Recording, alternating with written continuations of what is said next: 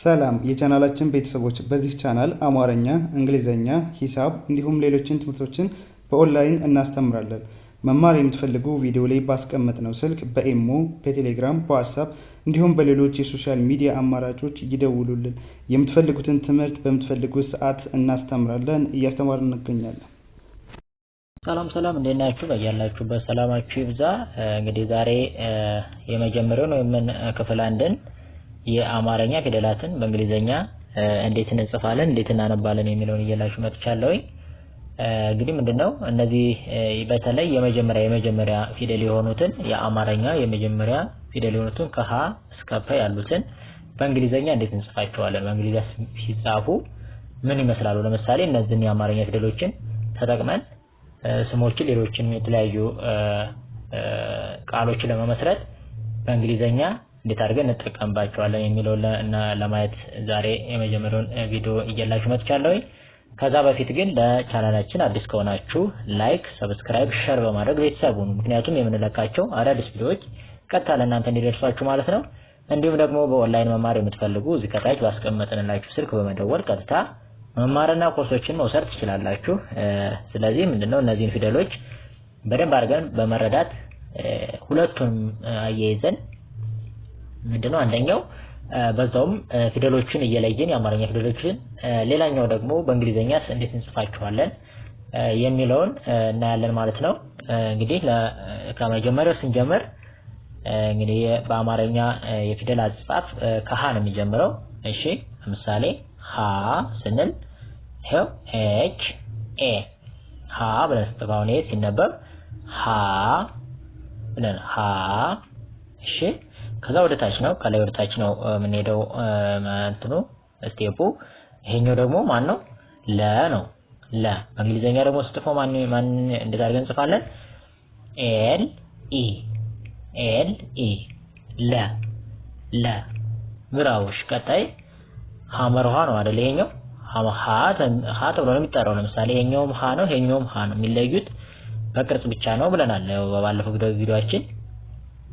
ስለዚህ ይሄኛውም ሀ ነው ሲጠራ፣ ይሄኛውም ሀ ነው የምንጠራው በድምጽ በቅርጽ ብቻ ነው የሚለያዩት። ስለዚህ ሀ ብለን ስንጽፍ አሁን ሜንን ኤች ኤ ሀ ብራቦች። ቀጣይ ማነው? መ ነው መ። እሺ መ ደግሞ ምንድነው? ኤም ኢ እሺ መ።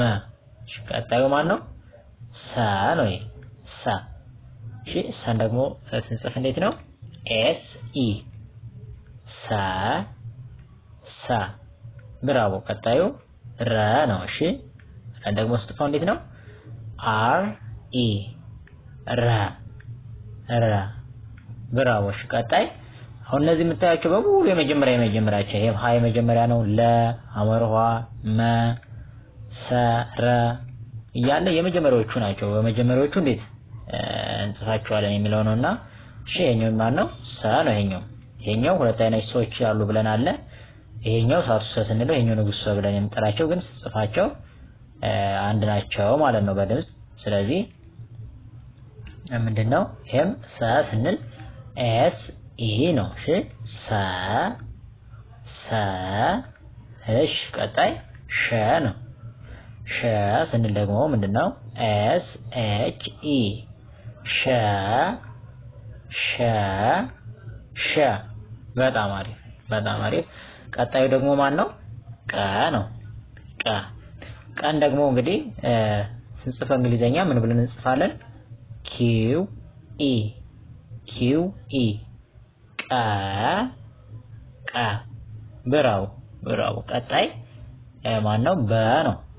እሺ በ ስንል ማን ነው? ቢ ኢ በ። እሺ ቀጣይ ማን ነው? ቨ ነው። እሺ ቨ ስንል ደግሞ ማን ነው? ቪ ኢ ቨ። እሺ አሪፍ። ቀጣዩ ተ ነው። ተን ደግሞ እንዴት ነው? ቲ ኢ ተ። እሺ ተ ብራው። ቀጣዩ ማን ነው? ቸ እንለዋለን። እሺ ቸን ደግሞ ስንጽፍ CHE ቸ ሸ አሪፍ። ቀጣዩ ማን ነው? የ ነው። እሺ የ ስንጽፍ ደግሞ እንዴት ነው? YE እሺ YE የ እሺ ቀጣይ ማን ነው? ነ ነው። እሺ ነን ደግሞ ስንጽፍ እንዴት ነው? NE እሺ ነ ብራዎች። ቀጣዩ ማን ነው? ኘ ነው። ኘን ደግሞ እንዴት እንጽፋለን? እሺ GNE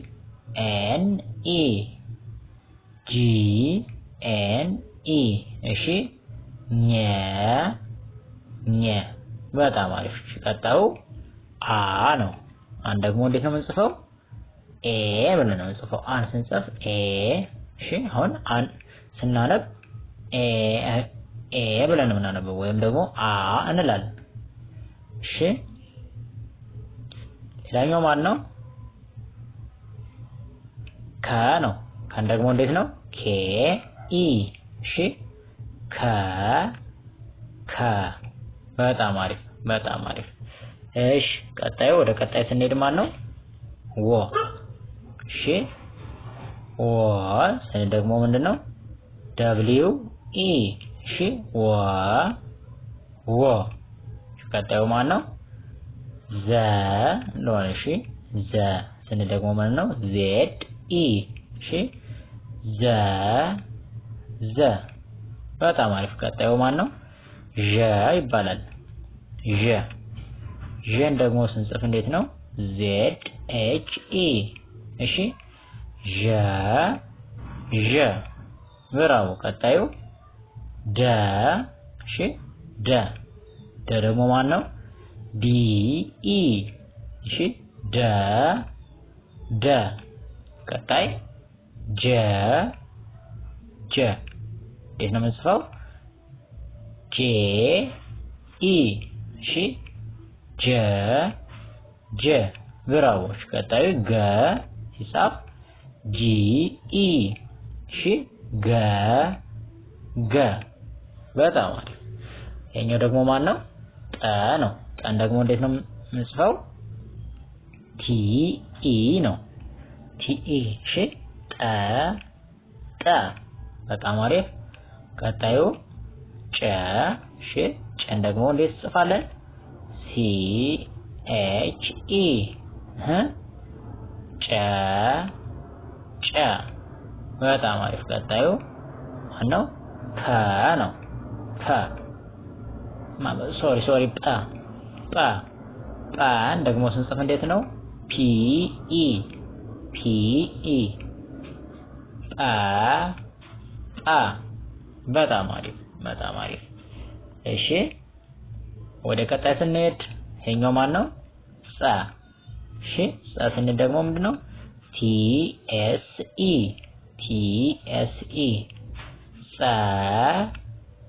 ጸ ብራቮ።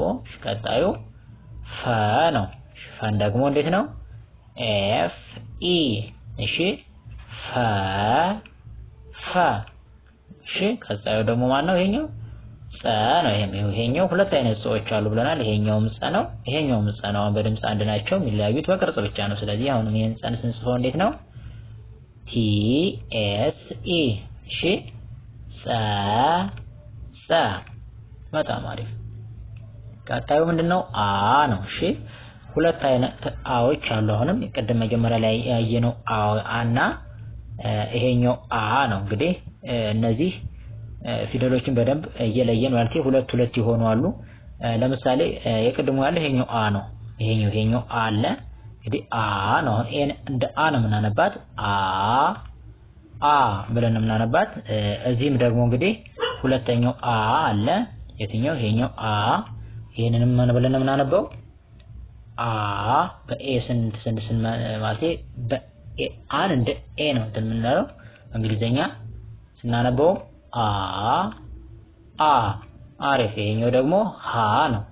ሀም እንግዲህ ሶስት አይነት ሀዎች አሉ መጀመሪያ ያየናቸው። ለምሳሌ እዚህ ላይ ይሄኛው ማን አለ? ሀሌቶ ሀ ብለን የምንጠራው አለ። ይሄኛው ሀመር ሀ የሚባለው ሀ ብለን እንጠራዋለን። ሌላኛው ደግሞ ሶስተኛ ላይ የምናገኘው እንደዛው ይሄኛው ሀ ብለን የምንጠራው ይሄምና ይሄኛውም ሀ ተብሎ ነው የሚጠራው። ስለዚህ ሲጻፍም ኤች ኤ ነው። ስለዚህ ሀ በጣም አሪፍ። ይሄኛው ደግሞ ማን ነው? ፐ ነው። እንግዲህ መጨረሻ ላይ የሚገኘው እንግዲህ ፐ ነው። ስለዚህ ፐን ደግሞ ሲጻፈው ፒ ኢ። እሺ ፐ